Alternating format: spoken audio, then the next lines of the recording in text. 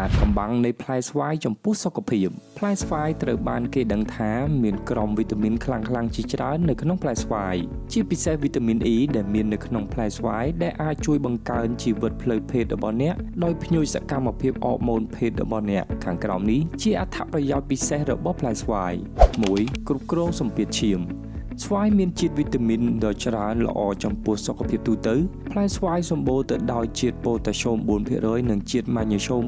2%ស្វាយគឺជាឱសថធម្មជាតិមួយល្អចំពោះអ្នកដែលមានជំងឺសម្ពាធឈាមខ្ពស់វាក៏មានផ្ទុកសារធាតុសេលីញ៉ូម កាល់ស្យូម ជាតិដែកនិងផូស្វ័រផងដែរ 2. ព្យាបាលមុនប្រហែលជាអ្នកមានការភ្ញាក់ផ្អើលដែលដឹងថាផ្លែស្វាយមានទំនាក់ទំនងយ៉ាងជិតស្និទ្ធទៅនឹងសុខភាពស្បែកផ្លែស្វាយមិនត្រឹមតែធ្វើឲ្យផ្ទៃមុខរបស់អ្នកភ្លឺថ្លានោះទេវាថែមទាំងធ្វើឲ្យពណ៌ស្បែកមានភាពរលោងអ្នកអាចបង្កើនសម្រស់របស់អ្នកបានយ៉ាងងាយស្រួលដោយបន្ថែមផ្លែស្វាយនេះទៅក្នុងរបបអាហាររបស់អ្នកឬអ្នកគ្រាន់តែបិទបន្ទះស្វាយនៅលើស្បែកមុខរយៈពេល10នាទីបន្ទាប់មកលាងវាចេញនោះជាការស្រេច 3. ពន្យឺតភាពចាស់ស្វាយមានបរិមាណវីតាមីន A និងវីតាមីន C ខ្ពស់ដែលជួយក្នុងការផលិតប្រូតេអ៊ីន collagen នៅក្នុងរាងកាយប្រូតេអ៊ីន collagen ជួយការពារសរសៃឈាមនិងទ្រទ្រង់រាងកាយដែលហេតុនេះវាមានប្រសិទ្ធភាពបន្ថយដំណើរការវិវត្តទៅរកភាពចាស់នៃស្បែកដូច្នេះផ្លែស្វាយត្រូវបានគេដឹងថាជាផ្លែឈើប្រឆាំងនឹងភាពចាស់